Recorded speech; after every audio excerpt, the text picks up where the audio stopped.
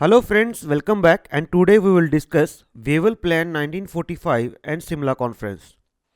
अब हम इस वीडियो में देखेंगे कि वेवल प्लान क्यों लाया गया, क्या क्या इसके मेन फीचर थे और शिमला कॉन्फ्रेंस कब हुई और क्या क्या इसके फेलियर के रीजन थे। So let's start.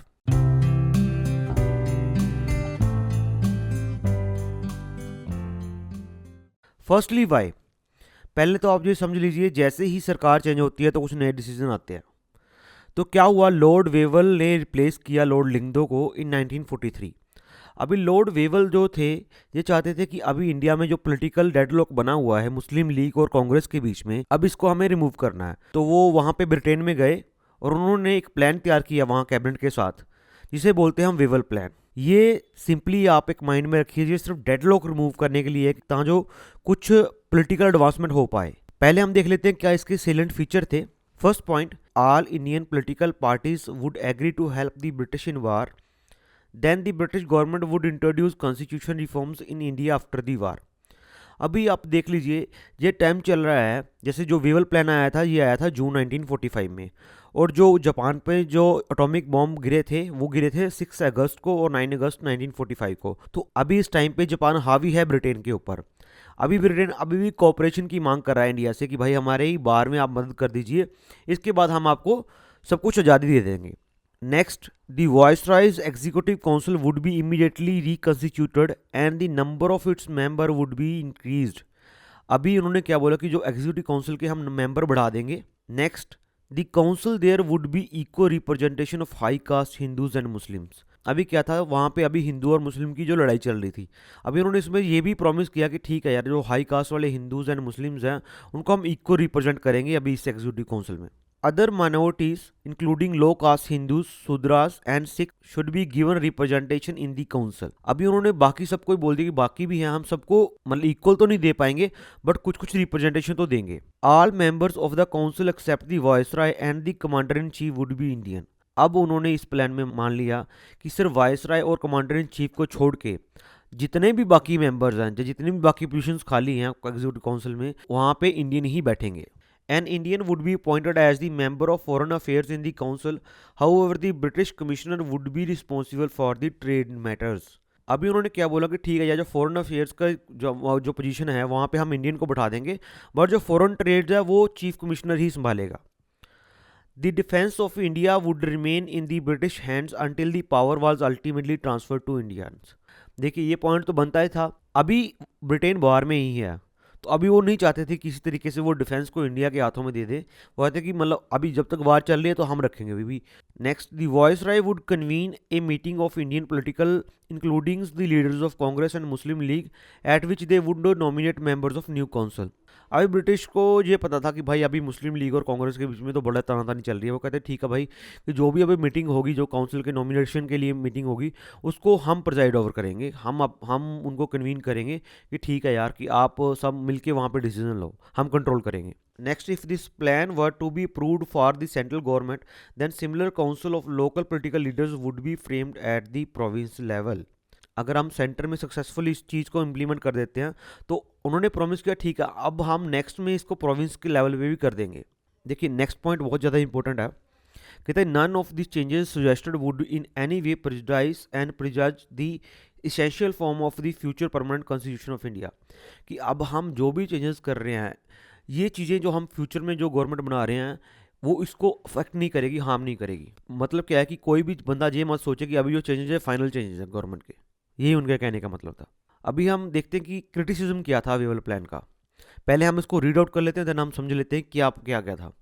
The Wavell plan in the sense propose the complete Indianisation of the executive council, but the instead of asking all the parties to nominate the member to the executive council from all the community seats were reserve for members on the basis of religion and caste, with the caste of Hindus and Muslim being represented on the basis of parity.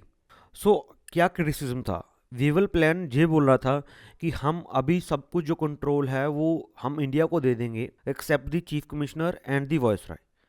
उन्होंने क्या उसका sense था कि ठीक है कि अभी हम इंडियनाइजेशन करेंगे एग्जीक्यूटिव काउंसिल की, कि सभी मेंबर हम इंडियन रखेंगे। बट उन्होंने क्या कार्ड खेला, वो बोला ठीक है यार कि इंडियन तो होंगे बट हम उसमें डिवाइड करेंगे, हम जो मेंबर्स हैं वो रिलीजन बेसिस पे लेंगे। वो माइनॉरिटी बेसिस पे लेंगे। तो जो उसका एक्चुअल में जो चीज़ थी वो तो रही नहीं। इस प्लान ने इंडियनाइजेशन ना करके एक तरह का डिवाइडेशन ला दिया सभी पार्टीज़ के बीच में। अभी हर पार्टी क्या लड़ रही है, वो ये नहीं लड़ रही कि हमारी एग्जीक्यूटिव काउंसिल अभी इंडियनाइजेशन हो रही है, वो भी लड़ रही है कि हाँ हमारे रिप्रेजेंटेटिव कितने हैं। मुस्लिम लीग बोलती थी कि कितने मुस्लिम्स हैं, हिंदू बोलते कितने हिंदू हैं वहाँ पे। तो अभी लड़ाई चलेगी रिलीजन के बेस पे। तो ये एक डिसीजन है वेवल प्लान का। नेक्स्ट हम बात करते हैं शिमला कॉन्फ्रेंस की। अभी वेवल जी जो प्लान लेकर आए वो इंडिया में, अभी उन्होंने इस चीज़ को अप्रूव करवाने के लिए शिमला में कॉन्फ्रेंस रखी। अभी शिमला में क्यों रखी, क्योंकि आपको पता ही है शिमला वो समर कैपिटल था। तो लॉर्ड वेवल ने क्या किया, Lord Wavell invited the conference of 21 Indian political leaders at the summer capital British India to discuss the provisions of Wavell plan. The Wavell Plan convened to agree for Indian self-government, which incorporated separate representation to Muslims, reduced majority power for both communities in their majority regions. ये बहुत ही important point है। उन्होंने plan को ऐसे form किया कि अब Indians को सेल्फ गवर्नमेंट देंगे, बट ऐसे ऐसे मेंबर्स को उठाएंगे कि मान लीजिए कहीं पे जो मुस्लिम ज़्यादा है वहाँ से हिंदूज को उठाएंगे, और जहाँ पे हिंदू ज़्यादा वहाँ पे मुस्लिम लीडर्स को उठाएंगे। तो देखिए क्या होगा कि जैसे जो पंजाब वाला पार्ट है, इधर वाला पार्ट है, वहाँ से मुस्लिम कई मेजोरिटी है, वहाँ से हिंदूज लीडर को उठाएंगे। और जहाँ पे मतलब अगर मिड इंडिया में आ जाएं जहाँ पे हिंदू ज़्यादा हैं, वहाँ पे मुस्लिम लीडर्स को उठाएंगे। वो चाहते थे कि किसी की भी पर्टिकुलर रीजन में मोनोपोली ना हो जाए। अब देखते फेलियर कैसे हो गया। अब जो इंडिया चाहता था वही हो रहा था। एग्जीक्यूटिव काउंसिल में इंडियन मेंबर्स ही टोटल आ रहे थे, फिर भी ये क्यों फेल हुआ। तो पहले हम पॉइंट पढ़ लेते हैं। Discussion was stuck at a point of selection of Muslim representative. Jinnah said that no non League Muslim should be represented to the executive council because only Muslim League has right to represent the Muslim of India, where ever Congress party said that they had no right to nominate any Muslim in the executive council. अभी जिन्ना जी किस चीज़ पे अड़े हुए थे, ठीक है बात मान के कि भाई ठीक है सबके रिप्रेजेंटेशन होगी, बट बोले कि जो भी एग्जीक्यूटिव काउंसिल में जो भी मुस्लिम जो रिप्रेजेंट होने वाले हैं उसको सिर्फ मुस्लिम लीग रिप्रेजेंट करेगी, कांग्रेस नॉमिनेट नहीं करेगी किसी मुस्लिम को। वो चाहते थे कि मुस्लिम की रिप्रेजेंटेशन की जिम्मेदारी सिर्फ और सिर्फ मुस्लिम लीग की है, कांग्रेस मुस्लिम लीडर्स को नहीं रिप्रेजेंट करेगी। अभी इसका एक मतलब बनता था। अब देखिए मान लीजिए अभी उन्होंने बोला था कि अगर आउट ऑफ 14 जो 6 मेंबर्स है वो मुस्लिम होंगे।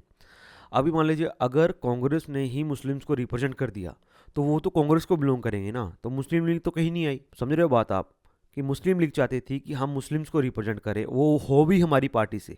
अभी मुस्लिम लीग को ये कोई मतलब नहीं था कि वो मुस्लिम्स हों, उन्हें मतलब था कि मेंबर्स हमारे हों। समझिए इस बात को। Next, Wavell had given place of to 6 Muslims in the executive council of 14 and British had given its power of veto to any constitutional proposal which was not in its interest। अभी देखिए क्या, Muslims को 6 seat तो दी ही गई, but उनको एक veto power दी गई। अगर कुछ भी हम वो प्रस्ताव लेकर आते हैं या कोई भी नया कानून लेकर आते हैं, अगर मुस्लिम्स को लगता है कि ये हमारे हित में नहीं है तो वो वीटो कर देंगे उसको। अभी मान के चलिए कि देखिए अभी आउट ऑफ 14 6 मुस्लिम लीडर हैं, वो 6 मेंबर मुस्लिम लीग को बिलोंग करते हैं। एक बात मान के चलिए, अभी क्या होगा, कुछ भी कानून वो लेकर आएंगे कांग्रेस तो मुस्लिम उसको वीटो कर देंगे। तो देखिए ये कैसे चल पाएगा, नहीं चल पाएगा ना। अभी देखिए अभी 14 का मतलब नहीं रहा, मेजोरिटी को मतलब नहीं रहा। कुछ भी डिसीजन अगर कोई कॉन्स्टिट्यूशन में पास होता है तो वो मेजोरिटी के साथ होना चाहिए।